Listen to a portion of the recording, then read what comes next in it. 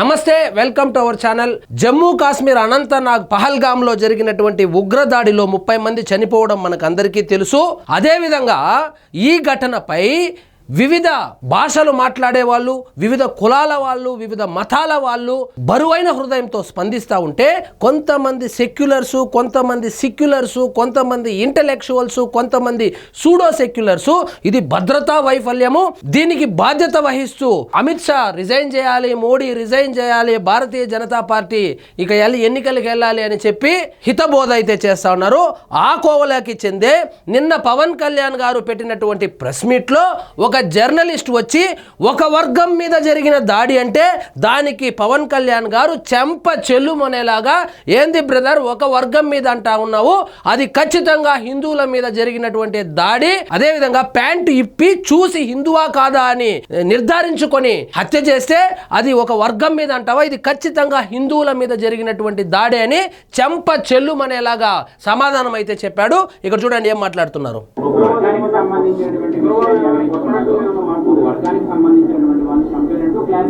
First మీరు కూడా ఇది మార్చుకోండి. ఒక వర్గం అంటే ఎవరు మీరు అదే మాట్లాడండి. ఫస్ట్ మీరు కరెక్ట్ చేసుకోండి.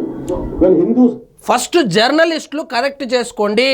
మీ యొక్క మేధోశక్తి న్యూస్లు రాయడం మీద పెట్టుకోవద్దండి.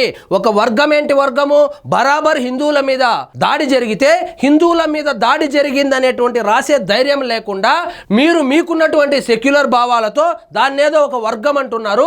వాస్తవంగా ఈ జర్నలిస్టులు ఇప్పుడు ఎలా తయారయ్యారంటే, ఎవరైనా డబ్బున్నవాడు చనిపోతే పార్థివ దేహమోను రాస్తారు, ఎవరైనా డబ్బు లేని వాడు చనిపోతే అది ఒక మృతదేహమును రాస్తారు.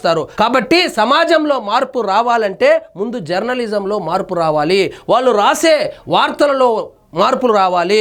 సో వీళ్ళు ఇదే ముస్లింలు 30 మంది చనిపోయి ఉంటే వాళ్ళు ఒక వర్గం అని ఉంటారా? లేదు, ముస్లింలు 30 మంది ఊచకోతకు గురయ్యారు అని చెప్పి పెద్ద పెద్ద బ్యానర్ ఆర్టికల్స్గా రాసేవాళ్ళు. అదే హిందువుల దగ్గరికి వచ్చేటప్పటికి ఒక వర్గం మీద దాడి అని చాలా తేలికగా అయితే మాట్లాడేస్తూ ఉన్నారు. దీనిని ఆయన తీవ్రంగా ఖండించి ఒక వర్గం మీద కాదు, ఇది ఖచ్చితంగా హిందువుల మీద జరిగిన దాడి, ముందు మీరు మారాలని చెప్పి అనడం అయితే జరిగింది. మీరు కరెక్ట్ చేసుకోండి అని చెప్తున్నాడు. ఫస్ట్ అందరికి స్పష్టత తెచ్చుకుందాం. Hindus are being targeted and killed in Kashmir. Let us speak about it. ఇది చాలా స్పష్టంగా హిందువుల మీద దాడే, హిందువులను టార్గెట్ చేసి చంపేశారు అని చెప్పి చాలా స్పష్టంగా చెప్తా ఉన్నారు. సో ఇంత క్లియర్గా కనపడుతున్నప్పుడు మీరెందుకు హిందువుల మీద దాడి అని గట్టిగా చెప్పలేకపోతున్నారని ప్రశ్నిస్తా ఉన్నారు.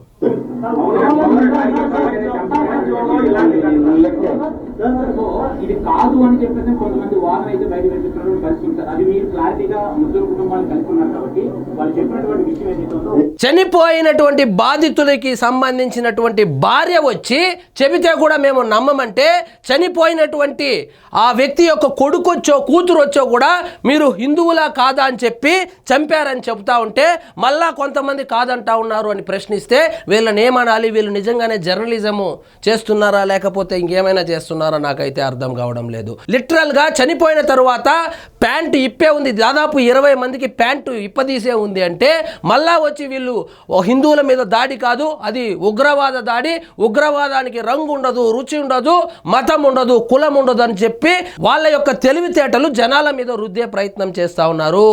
సో కాల్చినటువంటి నలుగురు ఎవరు, కాల్పించుకోబడింది ఎవరని ఇంత క్లియర్గా తెలుస్తా ఉంటే కూడా అది ఒక వర్గం మీద దాడి కాదు అని చెప్పి జర్నలిస్టులే ఎదురు ప్రశ్న చేస్తున్నారు. వాస్తవంగా రాజకీయ నాయకులు ఇలాంటి సున్నితమైనటువంటి అంశాల్లో చేయి పెట్టరు. ముఖ్యంగా మైనారిటీ ఓటర్ల మీద ఆధారపడి బతుకుతున్న పార్టీలు ఏవైతే ఉన్నాయో వాళ్ళు కనీసం మాట్లాడేదానికి కూడా ఇష్టపడరు. కానీ పవన్ కళ్యాణ్ గారు చాలా బోల్డ్గా వచ్చి కాదు, ఇది బరాబర్ హిందువుల మీద జరిగిన దాడే, నేను ప్రత్యక్షంగా అక్కడ బాధిత కుటుంబాలతో మాట్లాడాను, వాళ్ళు చెప్పిన విషయాలు చూసి విస్తుపోయాను. సో కాబట్టి మీరు హిందువా కాదా, హిందువులు సపరేట్గా వెళ్ళండి అని చెప్పి హిందువులు అని చెప్పి నిర్ధారించుకున్న తరువాత మాత్రమే వాళ్ళు చంపడం జరిగిందని చెప్పి చాలా స్పష్టంగా అయితే చెప్తా ఉన్నారు. అది కాదు అనేది వాళ్ళు ఏం చెప్పారు,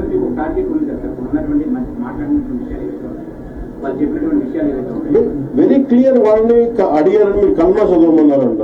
లేదా నేను ఉదాహరణకి పొద్దున్న నేను మసూదన్ గారి ఇంటికి వెళ్ళాను, వాళ్ళ మిస్సెస్ చెప్తా ఉన్నారు ఆవిడ మోడర్న్ డ్రెస్ వేసుకున్నాను, నేను బొట్టు పెట్టుకోలేదు. వాళ్ళ హస్బెండ్ అన్న ఎందుకు బొట్టు పెట్టుకోలేదు, లాస్ట్ 10 నిమిషాల ముందు ఒక అరగంట ముందు ఫోటో కూడా చూపించారు, బొట్టు పెట్టుకున్నారు ఆవిడ. అంటే సార్ ఇప్పుడు నేను బొట్టు పెట్టుకున్నాను, నేను ఎక్కడని నేను కాదని చెప్పిన వాళ్ళు అడిగారు. ఇక్కడ చూడండి, అదేదో కల్మా చదవమని చెప్పారు, అది చదవని వాళ్లకు, అది తెలియని వాళ్ళను చంపేశారు, బొట్టు పెట్టుకుని ఉన్న వాళ్ళని టార్గెట్ చేసి చంపేశారని బాధిత కుటుంబాలే చెబుతా ఉంటే, మళ్ళా ఇది హిందువుల మీద దాడి కాదు, ఇది దేశం మీద దాడి, ఇది ఉగ్రవాద దాడి, ఉగ్రవాదులకు రంగు లేదు, రుచి లేదు, మతం లేదు అని చెప్పి వీళ్ళైతే వాదిస్తూ ఉన్నారు. ఆమె ఏం చెప్పిందంటే, మధుసూదన్ రావు గారు నెల్లూరు జిల్లాకు సంబంధించినటువంటి కావలి వాస్తవ్యులు ఎవరైతే మృతి చెందారో ఈ ఉగ్రవాది దాడిలో, అతని సతీమణి గారు చెప్పడం ఏంటంటే, అయ్యా నేను ఆ రోజు మోడర్న్ డ్రెస్ వేసుకొని బొట్టు పెట్టుకోలేదు, కానీ మా ఆయన నన్ను వారించి చనిపోయే 10 నిమిషాలకు ముందు బొట్టు పెట్టుకోమన్నాడు, ఆయన మాటకు నేను విలువ ఇచ్చి నేను బొట్టు పెట్టుకున్నాను, నా బొట్టు చేసి వాళ్ళు హిందువులని నిర్ధారించుకున్న తర్వాత ఫైరింగ్ స్టార్ట్ చేశారని చెబుతా ఉంటే, మళ్ళీ వచ్చి ఇది హిందువుల మీద దాడి కాదు, ఇది ఒక పిరికి పంద చర్య, ఇది ఉగ్రవాది మీద దాడి అని చెప్పి కేవలమైనటువంటి ఒక ఆర్గ్యుమెంట్ అయితే చేస్తా ఉన్నారు.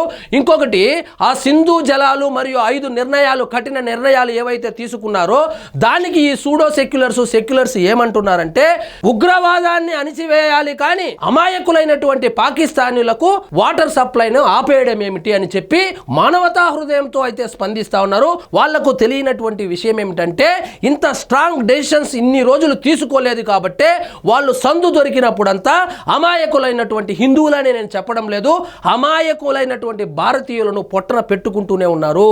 సో దీనికి ఎక్కడో ఒక చోట ఫుల్ స్టాప్ అయితే పడాలనే ఉద్దేశంతో ఈసారి ఎన్డీఏ గవర్నమెంట్ చాలా కఠినమైన నిర్ణయాలు తీసుకోవడము, యుద్ధానికి కూడా వెనకాడమని చెబుతా ఉంటే, ఈ సోకాల్డ్ సూడో సెక్యులర్స్ మానవతా దృక్పథం వీళ్ళకి ఇప్పుడు గుర్తొచ్చి కనీసం 30 మంది హిందువులు చనిపోతే కనీసం స్పందించినటువంటి వీళ్ళు, ఓటు బ్యాంకు రాజకీయాలు చేసే వీళ్ళు, కేవలం మైనారిటీ ఓట్ల మీదే ఆధారపడి రాజకీయ పబ్బం గడుపుకునేటువంటి వీళ్ళు, నోరు తెరిస్తే ఎక్కడ ముస్లిం ఓటర్లు దూరం అయిపోతారని ఆలోచిస్తున్నటువంటి వీళ్ళు కూడా వచ్చి ఇది ఒక వర్గం మీద జరిగినటువంటి దాడే కానీ హిందువుల మీద జరిగినటువంటి దాడి కాదు, ఇది ఉగ్ర దాడే కానీ దానికి మతం లేదు, రంగు లేదు అని చెప్పి 5 పైసల వాదనలు అయితే వినిపిస్తా ఉన్నారు. ఫైనల్ గా నేనేం చెప్తానంటే, భారతదేశంలో ఉన్నటువంటి హిందువుల మొత్తానికి అర్థమైపోయింది ఇది హిందువుల మీద జరిగినటువంటి ఉగ్రదాడి అని. కానీ కొంతమందికి మాత్రమే, ఎవరికైతే బీజేపీ అంటే నచ్చదో, ఎవరికైతే ఆర్ఎస్ఎస్ అంటే నచ్చదో, ఎవరికైతే నరేంద్ర మోడీ నచ్చడో, ఎవరికైతే అమిత్ షా అంటే నచ్చదో, ఎవరికైతే హిందుత్వం అంటే నచ్చదో, ఎవరికైతే సనాతన ధర్మం అంటే పడదో, ఇక రాష్ట్రాల విషయానికి వస్తే ఎవరికైతే పవన్ కళ్యాణ్ అంటే పడదో, ఎవరికైతే ఆ పర్టికులర్ లీడర్ అయితే పడదో, వాళ్ళని మనసులో పెట్టుకొని మొత్తం ఉగ్ర దాడినే వీళ్ళు సమర్థించే స్టేజ్కి వచ్చారంటే, భారతదేశంలో ఈ ఘటనను సమర్థిస్తున్న ప్రతి ఒక్కడు ఉగ్రవాది కన్నా పెద్ద తీవ్రవాది. సో ముందుగా ప్రభుత్వాలు ఇలాంటి వ్యాఖ్యలు చేసే వాళ్ళను, ఇలాంటి పోస్టులు పెట్టే వాళ్ళను, వీటిని సమర్థించే వాళ్ళను ముందుగా అరెస్ట్ చేసి లోపలేయాలి. తరువాత కావాలంటే ఉగ్రవాదుల సమస్య చూడవచ్చు. ఉగ్రవాదుల కంటే చాలా డేంజర్ వీళ్ళు. సో వీళ్ళ మీద దృష్టి పెట్టాలి. సో ఇదండి ఈరోజు మన టాపిక్. మీకు ఈ వీడియో నచ్చినట్లయితే లైక్ చేయండి, షేర్ చేయండి, ఛానల్ మాత్రం సబ్స్క్రైబ్ చేసుకోవడం మర్చిపోవద్దు.